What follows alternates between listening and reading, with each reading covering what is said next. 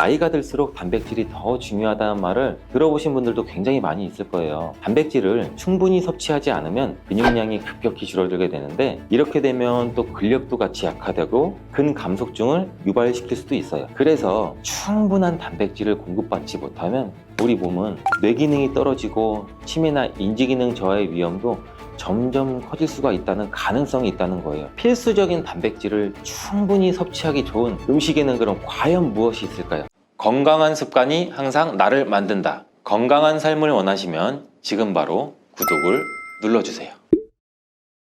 50대 이후에 근육이 많이 빠졌다면 이것을 드시면 됩니다. 요새 들어 몸이 예전 같지 않다고 느끼시는 분들 굉장히 많은가요? 만약 그런 분들이 계신다면 몸에 단백질이 부족한 것을 의심해 볼 수도 있어요. 나이가 들면서 왜 단백질 섭취가 중요한지, 그리고 그에 따른 여러 가지 사실들을 알아보라고 하는데, 나이가 들수록 단백질이 더 중요하다는 말을 들어보신 분들도 굉장히 많이 있을 거예요. 우리 몸에 필수 영양소라는 단백질, 이 단백질 섭취가 중요한 이유, 제가 바로 5가지를 알려드릴게요. 첫 번째로 근감소증 예방이 있어요. 자, 나이가 들면 근육량이 자연스럽게 줄어들게 되는데 이를 근감소증이라고 해요. 근감소증은 우리 근육이 빠르게 줄어드는 질환으로, 단백질은 근육을 구성하는 주요 성분 알고 계시죠? 단백질을 충분히 섭취하지 않으면 근육량이 급격히 줄어들게 되는데, 이렇게 되면 또 근력도 같이 약화되고 근감소증을 유발시킬 수도 있어요. 이러한 단백질이 부족하게 되면 그 진행이 훨씬 더 빨라질 수가 있는데, 근육이 줄어들게 되면 일상생활을 하기 굉장히 불편해지고,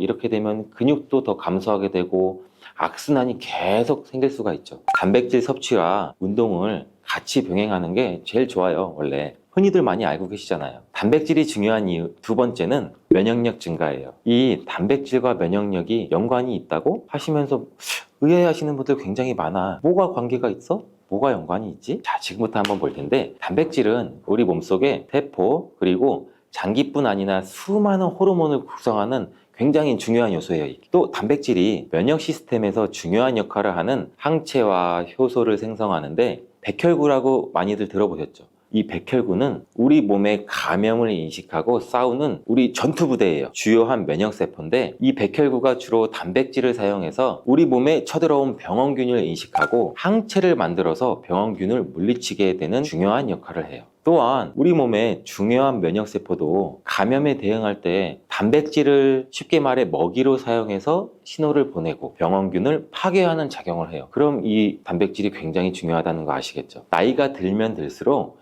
우리 몸의 면역 시스템이 약해지기 쉬운데, 그럴수록 이렇게 단백질을 충분히 섭취하면 우리 모두 면역력을 높일 수 있습니다. 자, 단백질 섭취가 중요한 이유 세 번째는 심혈관계 질환 예방이에요. 단백질은 심혈관 건강에도 영향을 주는데, 특히 식물성 단백질이 도움을 굉장히 많이 준다고 해요. 예를 들면 우리 몸에 콩류, 견과류 등의 나쁜 콜레스테롤인 LDL 수치를 낮추고 심혈관계 질환의 위험을 줄이는 데 도움이 돼요. 특히나 노년층에서 단백질 섭취는 고혈압이나 동맥경화 그리고 심장병, 이런 성인병을 예방하는 데 굉장히 중요한 역할도 같이 합니다. 자, 네 번째는 우리 피부의 탄력 저하를 예방합니다. 피부의 주된 성분 중 하나인 콜라겐, 여러분들 굉장히 많이 들어보셨죠? 이 콜라겐은 주로 단백질로 굉장히 많이 이루어져 있는데, 나이가 들면 우리가 콜라겐이 자연스럽게 감소하게 돼요. 이로 인해 여기 피부 탄력도 떨어지고 주름도 생기고, 이때 단백질을 충분히 섭취하게 되면 피부 건강에도 좋은 영향을 주는데, 단백질 공급은 피부 재생을 촉진을 시키기도 하고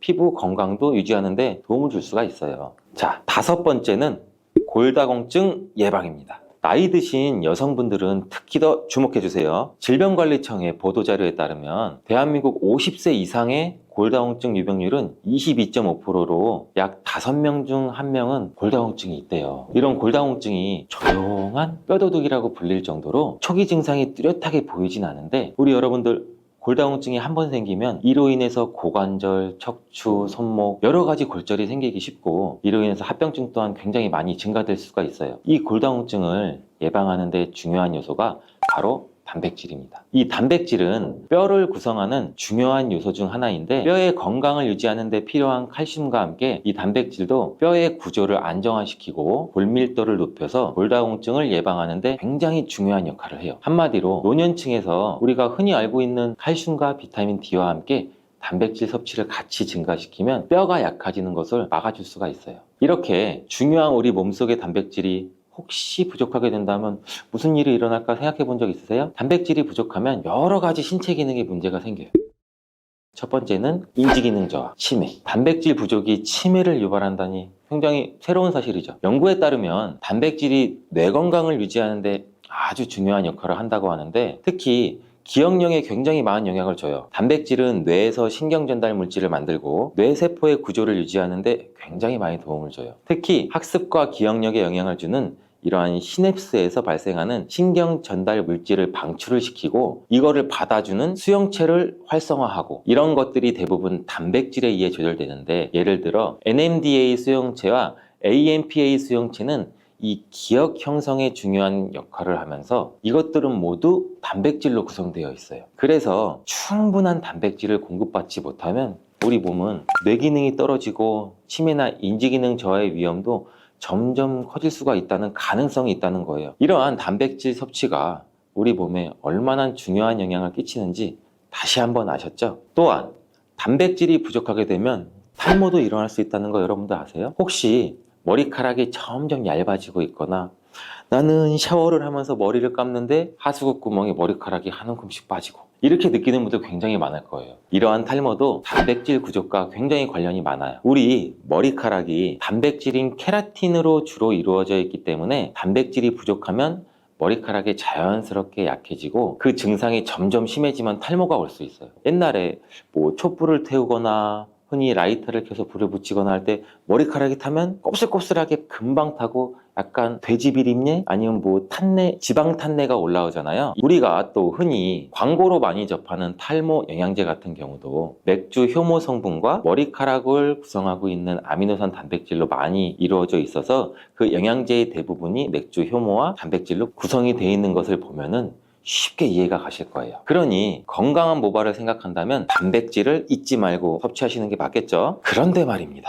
왜 노년층이 단백질을 더 많이 섭취해야 하는 걸까? 젊은 사람보다 더 중요한 이유가 있을까요? 그 이유는 노년층은 근육이 자연스럽게 감소가 돼요. 또 신진대사도 느려져서 우리 몸의 기초대사량이 감소하기 때문에 체지방률이 증가할 수가 있고 단백질의 체내 합성 능력 또한 떨어지게 돼요. 그러면 어떻게 될까요? 근육량이 줄어들게 되면 그만큼 여러분들의 신체 활동도 힘들어지면서 일상생활에서 어려움을 겪을 수가 있는 거예요. 그래서 노년층은 단백질을 충분히 섭취해서 근육을 유지하는 게 정말 중요해요. 근데 노년층은 소화 기능이 떨어지기 때문에 사실 고기나 생선 같은 이러한 동물성 단백질을 섭취하는 게 굉장히 불편할 수가 있어요. 또 나이가 드시면서 식사량 또한 감소가 될 수가 있고, 식사 준비의 번거로움도 매끼 단백질을 챙겨 먹고 하는데 어려움을 주는 게 사실이에요. 그래서 혼자 지내시는 분들은 더욱더 단백질 섭취가 어렵기도 해요. 어떤 분들은 체중 증가를 걱정하시면서 단백질이 고칼로리라고 생각해서 드시기를 꺼려 하시고, 그렇다고 해서 섭취하기 어렵다고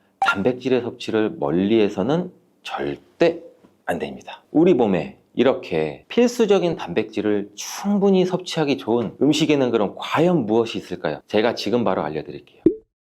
단백질을 섭취하기에 좋은 추천 음식 4가지를 바로 소개해드리면, 첫 번째, 계란입니다. 사실 단백질 하면 가장 먼저 떠오르는 식품이 계란이죠. 운동을 굉장히 많이 하는 분들도 계란도 많이 먹고, 이 하루에 필요한 단백질의 20%를 계란으로 섭취할 수 있다는 거 아셨나요? 특히 계란의 단백질은 완전 단백질로 분류하게 되는데, 이는 우리 몸이 제대로 기능하는데 필요한 필수 아미노산을 포함한다는 거예요. 계란은 단백질뿐 아니라 비타민 A, D, E도 함유하고 있어서 건강에 매우 좋은데, 자연적으로 비타민 D를 함유하고 있는 드문 식품 중 하나예요, 이 계란이. 또한 계란 노른자에는 칼슘, 구리, 요오드, 철분, 이렇게 미네랄 굉장히 많이 풍부하고 있는데, 이 계란을 먹으면 정말 많은 다양한 영양소를 섭취할 수 있다면 이점이 분명하게 있다는 거예요. 자, 두 번째 식품은 생선이에요. 우리 등푸른 생선 좋다는 이야기는 누구나 한 번쯤은 들어보셨을 텐데, 사실 이 등푸른 생선뿐 아니라 다른 생선도 저지방 고단백 식품으로 다른 고단백 식품인 육류에 비해서 지방 함량은 낮고 필요한 영양소는 그대로 제공해줘요. 생선에는 단백질과 오메가3가 풍부하고 지방산도 굉장히 풍부하게 함유되어 있는데, 이는 심혈관 질환 건강에 피를 맑게 해주는 역할도 같이 해서 좋다고 알려져 있죠. 특히 연어, 고등어, 참치 같은 생선은 단백질뿐만 아니라 항염증 효과도 있어요. 그리고 대구 같은 백색 생선은 지방 함량이 매우 적고 단백질은 상대적으로 많아 체중 걱정이신 분들, 다이어트를 생각하시는 분들한테도 굉장히 좋은 생선이에요. 등푸른 생선도 지방 함량은 높지만 이 지방이 건강에 유익한 오메가3 지방산이기 때문에 건강에 도움이 굉장히 많이 되는데, 생선의 단백질은 다른 육류나 콩류보다 소화가 편하고 생선의 살은 비교적 굉장히 부드럽잖아요. 우리 씹으면 싹 녹는 생선도 많고 섬유질을 가지고 있어서 소화도 빠르고 몸에 또 쉽게 영양분이 흡수가 돼요. 이처럼 좋은 생선을 안 먹을 이유가 한 개도 없겠죠. 자, 세 번째는 유단백 식품인 우유와 요거트 같은 유제품이에요. 유제품을 섭취하면 칼슘도 함께 챙길 수 있어서 골다공증 예방에도 물론 도움을 줄 수는 있는데, 유제품에 포함된 단백질은 잘만 선택을 하면 굉장히 고품질 단백질이 있는 것들도 많이 있습니다. 이 고품질 단백질은 우리 몸의 신체가 효율적으로 사용하고 필요한 아미노산을 모두 공급하는 단백질을 말하는데, 유제품에 포함된 주요 단백질은 이 카제인과 웨이로 두 가지 모두 필수 아미노산을 풍부하게 포함하고 있어요. 웨이 단백질이라는 것도 생소하실 텐데, 소화가 쉽기 때문에 웨이 단백질은 운동 직후 우유를 섭취하면 근육에 있는 아미노산을 빠르게 공급할 수 있어요. 또 카제인은 천천히 흡수돼서 장기간 일정 수준의 아미노산을 우리 몸에 제공해 근육 손실을 방지하는 데 도움을 줄 수가 있어요. 하지만 우유 제품을 먹으면 속이 더부룩하거나 불편하신 분들도 많으시죠. 많은 사람들이 유제품을 섭취할 때 소화 불편을 겪을 수가 있는데, 특히 락토스 불내증, 즉 유당 불내증이 있는 경우에요. 어린이들도 유당 불내증이 있는 어린이가 많아서 요새 시장은 굉장히 다양해져서 이런 분들을 위한 락토프리 우유, 치즈, 요구르트 등은 이 락토스가 거의 없거나 적은 제품들도 굉장히 많이 나와 있어요. 이 락토스 불내증이 있는 사람들도 이런 유제품은 문제없이 섭취가 할 수 있는데, 소화가 어렵거나 내가 힘드신 분들은 참고하시면 될 것 같아요. 자, 네 번째는 콩류예요. 우리 콩류 또한 식물성 단백질로 굉장히 유명하죠. 콩류는 식물성 단백질을 제공하는 가장 대표적인 식품인데, 두부나 우유 같은 식품으로 쉽게 섭취할 수도 있고, 콩류와 같은 식물성 단백질은 고기와 유제품과 같은 동물성 단백질에 비해 지방 함량이 굉장히 낮아요. 또한 콜레스테롤이 없는 특징도 갖고 있어요. 특히 콩, 렌틸콩, 병아리콩, 검정콩 굉장히 많잖아요. 이 콩류들이 굉장히 많은데, 다양한 종류의 콩류는 이렇게 필수 아미노산을 풍부하게 포함하고 있어서 우리가 신체가 필요로 하는 단백질을 고루고루 제공해요. 특히 고기나 생선 같은 동물성 단백질이 소화가 어려우신 분들한테는 두부나 비지찌개 같은 소화가 잘 되면서 단백질도 섭취할 수 있는 이렇게 일석이조, 이러한 콩류가 굉장히 좋은 단백질 식품이에요. 꼭 한번 기억해 주시길 바래요. 이렇게 몸에 필수적인 단백질, 음식만으로 과연 충분히 섭취하면 좋겠지만 그게 어려운 경우도 굉장히 많아요. 이때 단백질 보충제도 좋은 선택도 될 수 있습니다. 운동 전후에 빠르게 단백질을 우리가 보충하고 싶을 때 굉장히 많잖아요. 식사를 통해 충분한 단백질을 섭취하기 어려운 경우는 보충제가 굉장히 유용한데, 마트나 인터넷에서 쉽게 찾을 수 있는 단백질 파우더나 고단백 프로틴바를 이용하면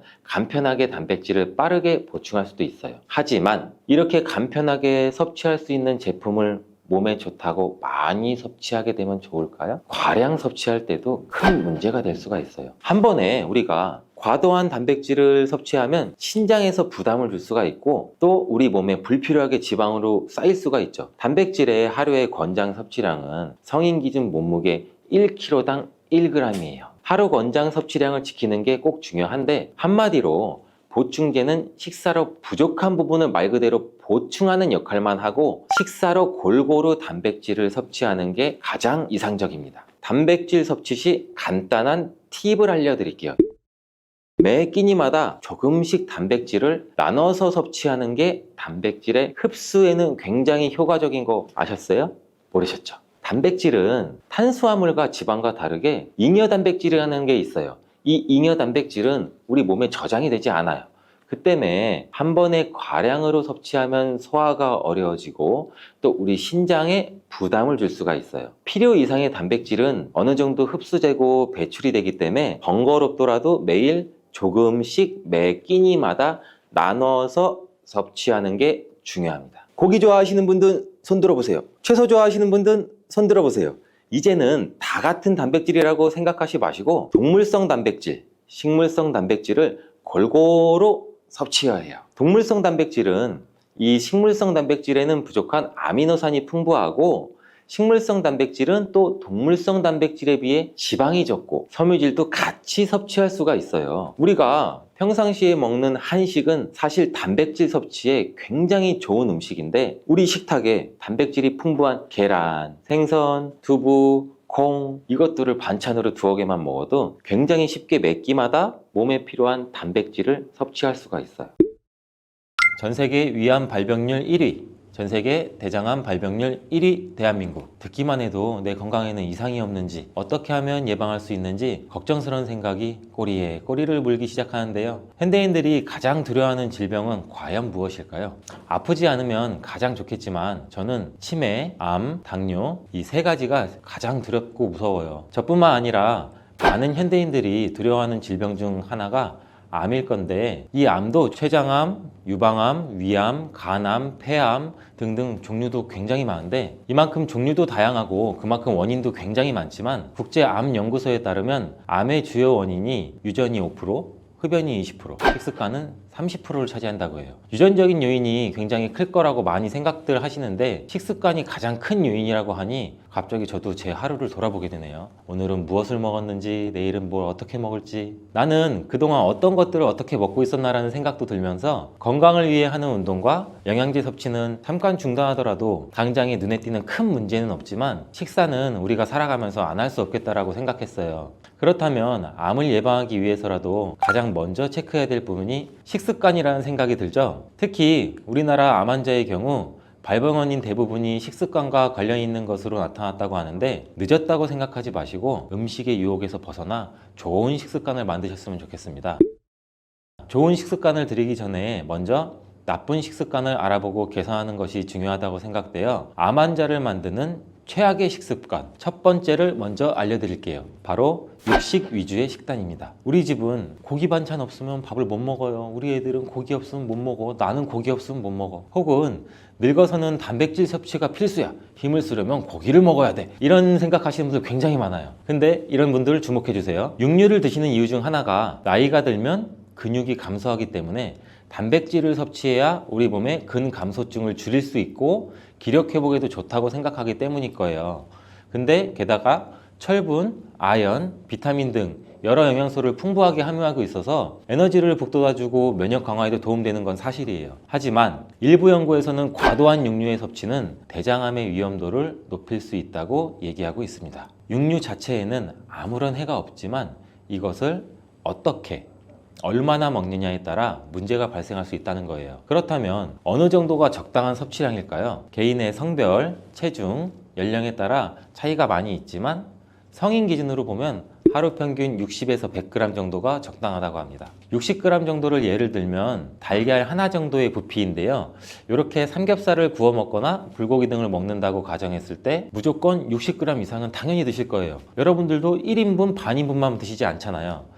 60g을 초과한 나머지는 단백질로 흡수되지 못하고 분해되는 과정에서 물론 좋은 물질도 있겠지만 나쁜 물질도 많이 생겨나게 됩니다. 그만큼. 그리고 장으로 보내지면 장에도 굉장히 무리가 가겠죠. 면역력이 떨어진 상태에서는 암에 걸릴 확률이 다른 거에 비해서 높아지는 거죠. 단 면역력이 높다면 상관없지만 이런 일상이 계속 반복된다면 우리 장은 고통받기 때문에 면역력도 떨어질 수밖에 없습니다. 예전에는 유산균 같은 경우도 변비나 설사가 있기 때문에 드시는 분들이 굉장히 많으셨는데 이제는 장에는 무수히 많은 세균들이 있어요. 우리 몸에는 이 세균들이 우리 몸의 전체 면역 조절에 영향을 미치는 부분이 크기 때문에 면역력을 위해서 유산균 섭취를 굉장히 많이들 하세요. 이렇듯 장과 면역은 굉장히 밀접한 관련이 있는데 하루에 필요한 양만큼 먹으면 문제가 전혀 없지만 육류를 지속적으로 많이 먹는 것이 문제입니다. 그리고 가공육이나 고지방 육류의 섭취보다는 닭가슴살, 해산물 같은 저지방 식품을 선택하는 것이 좋고 채소에도 단백질이 많기 때문에 육식으로만 단백질을 섭취해야 한다는 생각은 절대 멈추셔야 돼요. 그럼 반대로 암을 예방하는 식습관은 뭐가 있을까요? 자, 식물성 단백질을 많이 섭취하는 겁니다. 우리의 선조는 예로부터 오랜 식문화를 바탕으로 음식에 맞는 소화기관을 가지게 되었는데, 동양인들은 상대적으로 장이 길기 때문에 육식을 하게 되면 음식이 장에 머무르는 시간이 길어서 독소가 많이 생기게 된다고 해요. 그래서 한국인들은 식물성 단백질이 잘 맞다고 하는데, 식물성 단백질은 비교적 적은 지방과 콜레스테롤을 포함하고 있고, 또 비타민, 미네랄, 섬유질, 항산화제 같은 다양한 영양소를 풍부하게 함유하고 있어 암 예방에 매우 유용하다고 합니다. 그리고 식물성 단백질은 대표적으로 우리가 흔히 알고 있는 콩, 견과류, 감자 등등이 있고, 그 외에도 브로콜리, 청경채, 귀리, 토마토, 버섯, 시금치, 생각보다 굉장히 다양한 곳에 단백질이 많이 함유되어 있어요. 또한 미국 국립암연구소에 따르면 콩류를 정기적으로 섭취하는 사람들은 암 발생률이 낮았고 심혈관 질환에도 도움을 준다는 연구 결과도 있습니다. 같은 콩도 어떻게 먹느냐에 따라 단백질의 흡수율이 달라지는데, 가장 편하게 먹는 방법이 우리가 흔히 많이 마시는 두유로 마시거나 두부로 만들어 먹는 건데, 이 방법은 약 65% 정도만 흡수가 되고 나머지는 흡수가 잘 안 된다고 해요. 이 콩을 발효시키게 되면 흡수율이 무려 95% 이상 늘어나기 때문에 된장, 청국장, 낫또 이런 정도로 발효된 식품으로 드시는 게 가장 좋고, 콩에 들어있는 이소플라본이라는 성분과 콩 단백질이 발효가 되면서 만들어내는 펩타이드라는 성분이 결합하여 암 억제 효과를 가져오는 것이에요. 이런 기전이 있는데, 이러한 발효식품들을 적절히 섭취하게 되면 장 건강과 면역력 향상에도 도움을 주기 때문에 암과 싸울 수 있는 힘이 우리 몸에서 생겨난다고 하는 것입니다. 이렇듯 콩의 이소플라본 성분이 유방암을 또 악화시킨다는 이야기도 있는데, 최근에는 이게 미국 국립암연구소에서 발간하는 국제학술지 캔서 스펙트럼에 게재된 내용을 보면, 콩에 들어있는 이소플라본을 자주 섭취한 여성은 유방암 재발 위험이 약 26%로 더 낮았고, 폐경 여성은 유방암 재발 위험이 28% 감소했으며, 에스트로겐 수용체 양성 유방암 생존자의 경우 또 유방암 재발 위험이 18%나 낮아지는 것으로 나타났습니다. 다만 주의할 점은, 이러한 이소플라본의 하루 섭취량이 60mg일 때 재발 위험 감소 효과가 가장 큰 것이지, 이게 좋다고 오히려 많이 먹으면 독이 될 수 있으니 영양제나 음식을 먹을 때 적절히 섭취하는 게 도움이 됩니다. 다음으로 암을 유발하는 최악의 식습관 두 번째는 빠르게 먹기 습관. 우리나라 사람 빨리빨리 굉장히 많이 하잖아요. 빨리빨리 민족답게 사람 절반 이상이 10분 내에 식사를 마치고 15분 이상 천천히 먹는 사람은 단 10%밖에 불과하다고 합니다. 음식을 빨리 먹는 것만으로 위암이 걸린다고 얘기할 수는 없지만, 위나 식도질환의 가장 큰 원인이 빨리 먹는 습관이기 때문에 이 이유를 절대 배제시킬 수는 없습니다. 실제로 빠른 식사는 위암 발병률을 1.19배 높이고 역류성 식도염으로 이어질 확률도 높다고 해요. 그리고 국이나 물에 말아서 드시는 분들 굉장히 많으시죠. 저 같은 경우도 미역국 말아 먹고 사골 좋아하고 국에 말아 먹는 걸 굉장히 좋아하는데, 이렇게 말아 먹게 되면 제대로 씹지도 못한 상태에서 음식물이 위로 넘어가고, 위에서 소화를 시킬 때 침에서 나오는 아밀라제로 1차 효소로 분해를 시키지 못하기 때문에 소화를 시킬 때 부담이 늘어나게 돼요. 평소보다 많은 위산을 더 분비해야 된단 말이에요. 위는 당연히 무리할 수밖에 없고, 이런 식사가 지속적으로 반복이 되면 우리 위는 쉽게 지치고 상처를 입게 돼요. 위에 부담을 덜어주기 위해서라도 꼭꼭 씹어서 음식물 덩어리를 최대한 작게 만들고 국과 밥을 따로 먹어 음식이 빠르게 넘어가지 않게 식사를 하시는 게 중요합니다. 그럼 암을 예방하는 식습관 두 번째는 당연히 뭐가 되겠죠? 천천히 꼭꼭 씹어 먹는 습관이 되겠죠. 저는 그래서 어릴 때부터 부모님께 천천히 먹는 습관을 들여서 반대로 빨리 먹는 게 오히려 조금 힘들었어요. 그래서 남성분들은 알겠지만 군대를 가게 되면 굉장히 빨리 먹으라고 시키거든요. 저는 그때 조금 애로사항이 있었지만 그래도 노력해서 빨리 먹기는 했죠. 이렇게 천천히 먹는 게 자리 잡으신 분들은 천천히 드시는 게 쉬운데, 이렇게 빠르게 먹는 습관이 이미 자리 잡고 계시는 분들은 천천히 드시는 게 굉장히 쉬운 일이 아닐 거예요. 면역력이 좋고 젊은 날에는 모르고 지냈지만, 나이가 들면 들수록 음식만 먹으면 속도 더부룩해지고 체기도 나고 괜히 어지럽고 소화도 안 되는 것 같고, 이게 씹는 횟수와도 연관이 있는데, 음식물은 제가 아까 말씀드렸듯이 침과 충분히 섞여야 살균도 되고 1차로 분해가 됩니다. 또한 부패 가능성도 낮아지고, 그러기 위해서는 음식물이 입안에 머무는 시간이 길어야 되고, 침샘이 분비될 수 있도록 저작 운동, 즉 우리가 많이 씹는 운동, 이 저작 운동을 굉장히 많이 해야 돼요. 천천히 오래 많이 씹는다면 침에서 나오는 이 아밀라제와 같은 소화 효소가 잘 결합이 되고, 음식물이랑 위장에 있는 소화 효소와도 잘 결합이 쉽게 되기 때문에 우리 위장에 부담을 덜어주게 됩니다. 암 예방뿐만 아니라 영양소 흡수에도 용이하고 우리 포도당이 혈류로 방출되는 것도 속도를 늦출 수 있어서 혈당 조절에도 도움이 됩니다. 그렇다면 천천히 먹을 수 있는 방법이 따로 있을까요? 제가 생각했을 때는 우선 식사 시간에는 스마트폰, TV, 각종 미디어를 차단하는 것이 좋고 아무리 못해도 30회 이상 천천히 꼭꼭 씹을 수 있게 스스로 노력하는 자세가 필요합니다. 저는 혹시라도 급하게 먹어야 되는 상황도 올 수 있잖아요. 그런 상황이 오면 밥의 양을 조금 줄이더라도 천천히 먹으려고 노력하고 아무리 바빠도 식사를 하면서 다른 일을 하지 않으려고 하는 나름의 방식이 있는데요. 이렇듯 자기만의 방식을 찾아가는 것이 중요하고 일거리를 생각하다 보면 식사 시간이 굉장히 급해지고 빨리 먹을 수밖에 없어요. 좋은 영양분을 골고루 섭취하는 것도 좋지만 내 몸에 무리가 가지 않게 먹는 습관도 매우 중요하다는 것을 또 한번 기억하시기 바랍니다. 혹시 여러분은 일주일에 야식을 몇 번 정도 드시나요?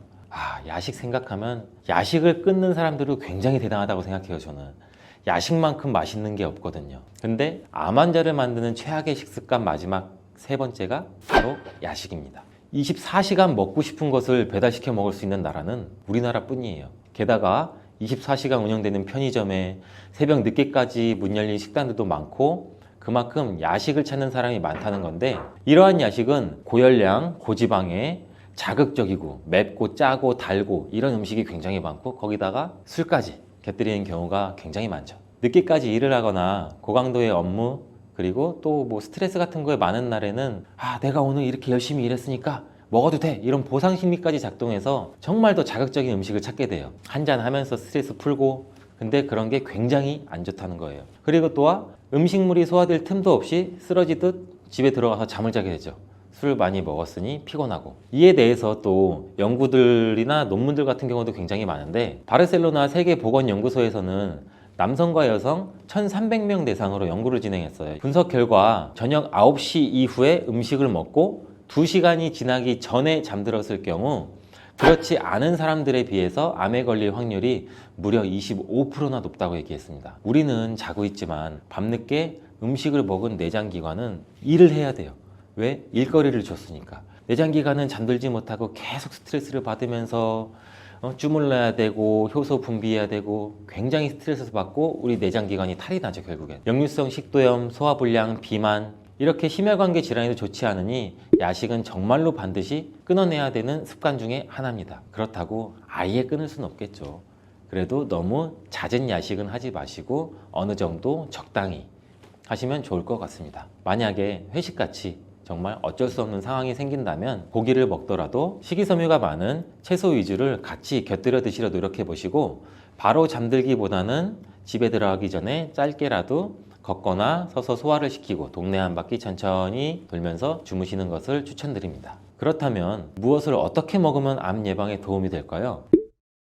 여기서 이런 생각이 들 수 있을 텐데 빨주노초파남보 무지개를 생각하세요. 식탁 위를 무지개색으로 물들이는 거예요. 어느 정도 감이 오시죠? 빨주노초파남보. 매 끼니마다 다양한 과일과 채소를 곁들여서 채소 과일마다 각각의 색깔이 있죠. 파프리카도 빨간색도 있고 노란색도 있고 당근도 있고 오이도 있고 미국 암협회에서는 하루에 5가지 색깔의 채소나 과일을 섭취하면 암에 걸리지 않는다며 파이버 데이라는 공식 구호도 있다고 해요.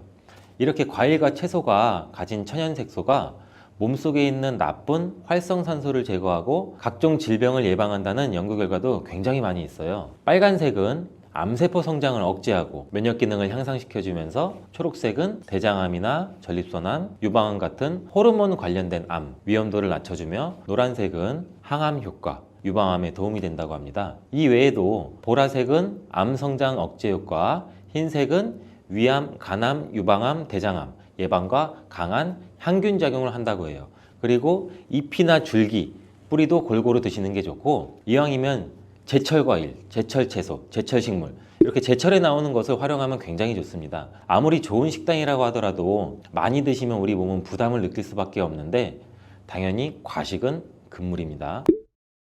계란과 절대 같이 먹어서는 안 되는 첫 번째 음식은 정제된 탄수화물 덩어리인 빵입니다. 많은 분들이 아침으로 즐기는 계란과 빵은 암과 치매 예방에 가장 나쁜 조합이라고 할 수 있는데 이는 브레인푸드라는 별명까지 있는 계란에는 콜린이라는 성분이 굉장히 풍부한데 이 콜린은 뇌 기능을 강화해주고 뇌세포의 중요한 부분을 이루는 비타민 B 복합체예요. 이는 기억력과 집중력 증진에 굉장히 많은 효과를 보여서 기억력 저하, 치매, 알츠하이머 예방 및 치료에 많은 도움을 주는 성분이에요. 이 콜린 성분을 함유시킨 의약 처방전이 있어서 구매를 할 수 있는 전문 의약품으로도 나와 있고 또 건강기능식품으로도 많이 나와 있는데, 이는 혈관 내의 염증을 줄여줘서 암 예방에도 굉장히 많은 도움을 준다고 해요. 그런데 놀랍게도 이 콜린과 반대로 작용하는 것이 바로 밀가루예요.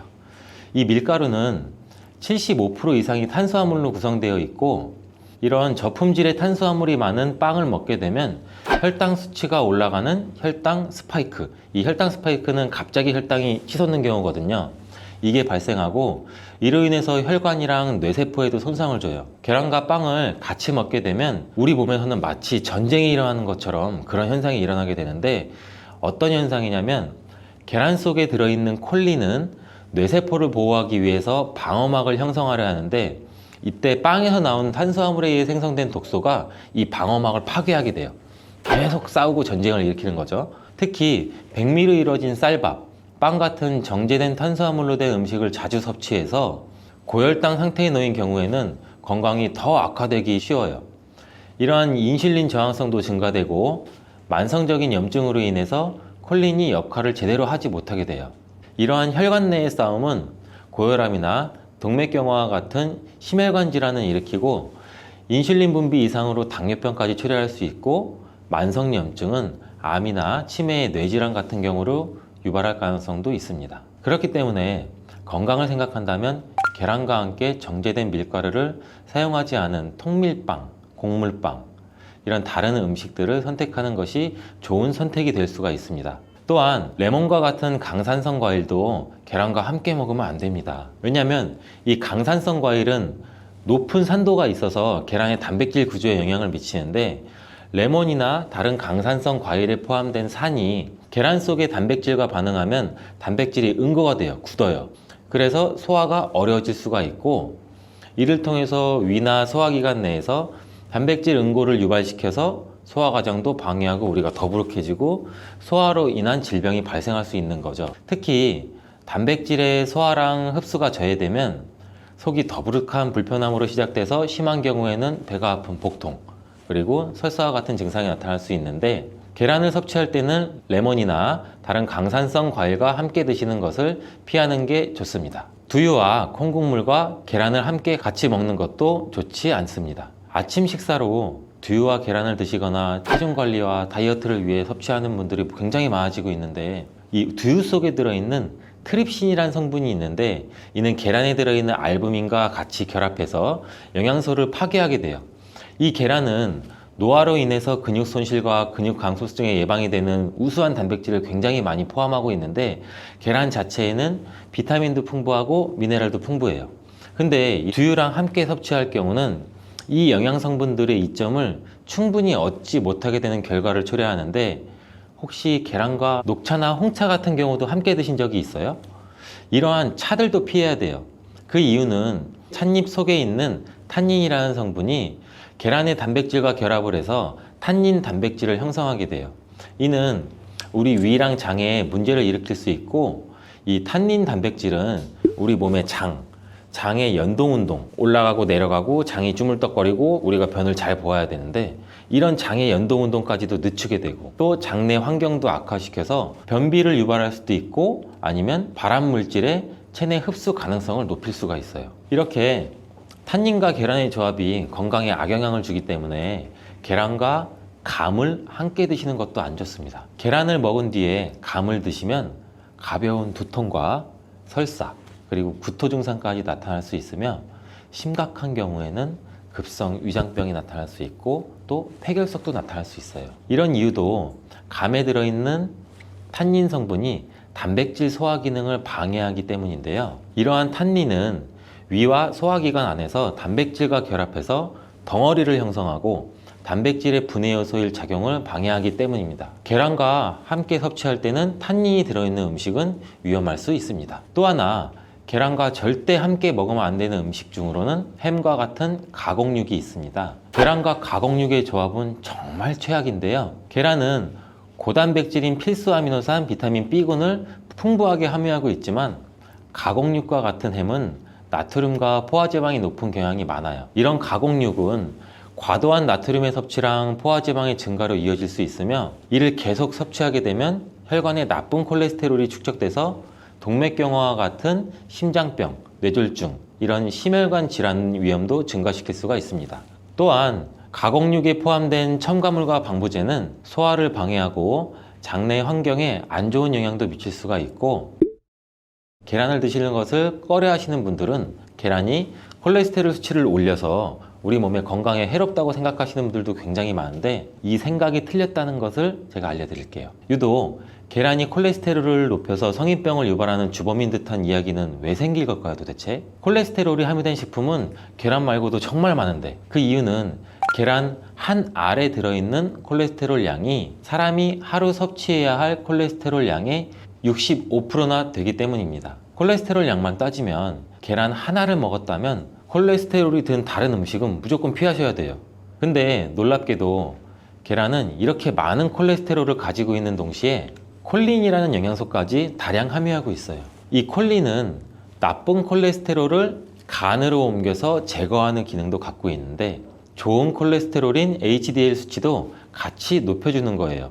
따라서 계란의 콜레스테롤은 콜린에 의해서 자연스럽게 좋은 콜레스테롤로 전환이 된다는 거죠. 그래서 계란을 한두 개 더 먹어도 전혀 문제가 되지 않아요. 만약 중증 심혈관 질환에 걸린 경우가 아니라면 일반적으로 하루 두세 개 정도의 계란 섭취는 건강을 지키는데 큰 도움이 될 수 있습니다. 이제 콜레스테롤 걱정 없이 우리 모두 계란을 먹어도 되겠죠?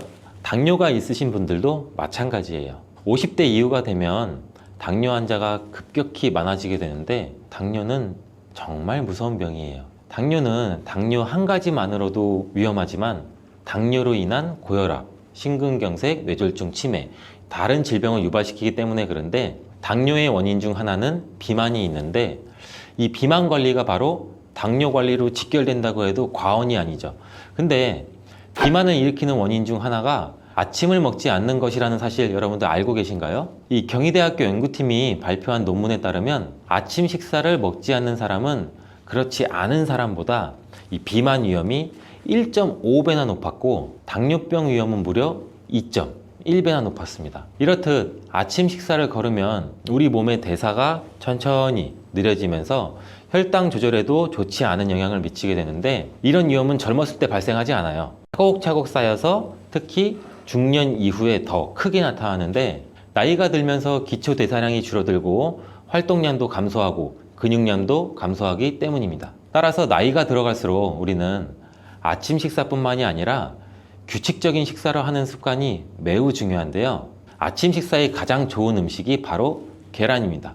계란에는 우리 몸에 꼭 필요한 다양한 영양소가 풍부하게 들어있기 때문인데, 특히 당뇨 때문에 고생하시는 분들 굉장히 많으시죠. 이 당뇨 때문에 고생하시는 분들에게는 최고의 식품이라고 할 수가 있어요. 우선 계란에는 고품질의 단백질이 굉장히 많이 들어있는데, 계란 한 개에 약 6g 정도가 들어있고, 이 단백질이 포만감도 오래 유지시켜줘서 과식도 예방하는 데 굉장히 많은 도움이 되고, 또 이 단백질은 혈당을 조절하는 호르몬인 인크레틴이라는 호르몬 분비를 촉진시켜서 식후 혈당이 급격히 상승하는 혈당 스파이크도 억제하고 안정적으로 유지하는 데 굉장히 효과가 좋습니다. 이뿐 아니라 계란 노른자에 있는 비타민 D, 비타민 B, 콜린 등 중요한 영양소들이 풍부하게 들어있어 비타민 D는 인슐린 분비와 감수성을 높이고 면역력도 길러주고, 콜린은 간 건강에 도움을 줘서 지방간을 예방하는 데 굉장히 효과적인 성분입니다. 이 지방간은 비만과 당뇨의 위험 요인 중 하나인데,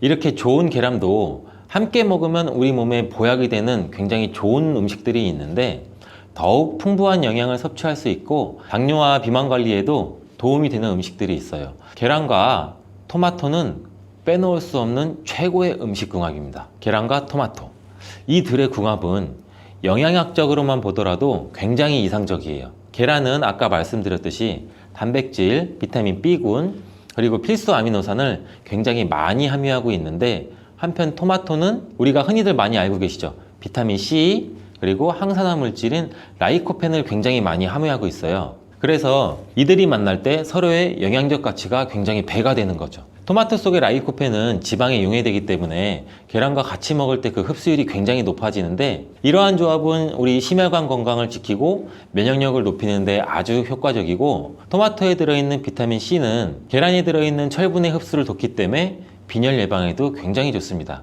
우리 철분제 드실 때 흔히 비타민 C와 같이 섭취하라고 말씀드리잖아요. 이와 같은 이유 때문인데, 또 하나를 보면 올리브유를 두른 팬에 계란과 토마토를 넣고 살짝 볶아 드시면 아침에 최고의 식단이 될 수 있습니다. 요즘 또 아보카도 식단도 굉장히 인기가 많은데요. 흔히 지중해 식단 이렇게 말씀을 많이들 하고 계시죠. 계란과 아보카도도 굉장히 좋은 궁합인데, 계란에는 매번 말씀드리지만 굉장히 많은 영양소가 있는데, 아보카도에 함유된 건강에 좋은 지방산, 특히 오메가3 지방산과 비타민 E를 많이 갖고 있어 이 두 가지 재료가 만나면 서로가 영양적 시너지가 굉장히 폭발합니다. 이 아보카도 속의 건강한 지방은 계란이 단백질 흡수를 더욱 좋게 하고 흡수율을 더욱 높입니다. 또 계란 속에 있는 비타민과 무기질은 아보카도의 지방산을 흡수하는 데 도움을 주고, 이러한 조합은 심혈관 질환 그리고 뇌 건강에 굉장히 긍정적인 효과도 주고 전반적으로 건강을 굉장히 많이 향상시키는 효과도 같이 갖고 있는데, 이 아보카도와 계란을 함께 먹음으로써 식이섬유와 건강한 지방의 결합이 우리 몸의 포만감도 높이고 장내 환경을 굉장히 많이 개선을 시킬 수가 있습니다. 간단하게 아보카도와 계란 샐러드를 아침에 만들어 드시면 어떨까요? 계란을 또한 채소와 함께 드시면 비타민의 흡수율도 증가시킬 수가 있어요. 특히